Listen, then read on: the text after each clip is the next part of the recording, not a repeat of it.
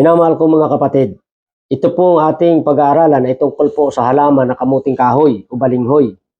Ito po'y kakaiba kaysa kamuting baging, mga kapatid. Ang halaman na ito ay magaling na halamang gamot, magaling din na pagkain. Mula doon sa laman niya at dito sa dahon. Dahon mo ng ating pag-aaralan, mga kapatid. Pag gagawin niyo pong pagkain, minamahal ko mga kapatid, kung hangga't maaari, itong mura lamang. Ito. Yan, yung mga ganitong klase na dahon. Yan, hindi pa masyadong magulang. Ang ginagawa ng magagaling magluto, masasarap magluto, ang ginagawa ay pinipiga ito.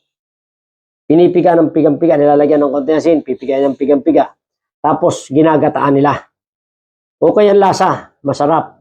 Kaya lang, aking sinasabi po sa inyo, wala na kayong makukuha ang sustansya masyado doon. Nabusog lang kayo, nasarapan kayo, pero walang may tutulong sa kalusugan na para maging malusog kayo dahil ito po'y wala ng sustansya. Ngayon, pag ito po'y inyong inilagay sa gulay na iba, halimbawa, inihalo nyo sa munggo, mga kapatid, o kaya inihalo nyo sa isda, wala kayong ginamit na mantika, walang gata, mga kapatid, makukuha nyo ang napakaraming vitamina po nito. Ang fiber nito makukuha nyo, ang vitamin E nito makukuha nyo, ang vitamin C nito makukuha nyo. Kakaibang-kaiba kaysa ginataan nyo kaya ginisa, mga kapatid. Ngayon, kung gusto nyo naman na may pinakatsaa kayo sa umaga, inumin sa umaga, ito pong gawin yung pinakatsaa, gawin yung pinakakape sa umaga. Ito. Yan magugulang na dahon.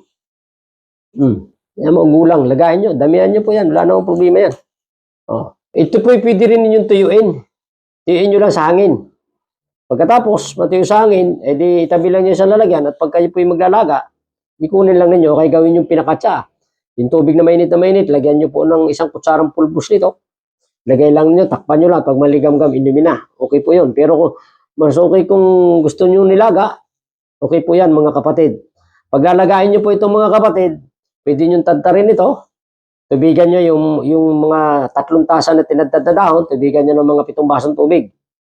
Basta kumulo, alisin ang takip, medyo yun na ng apoy.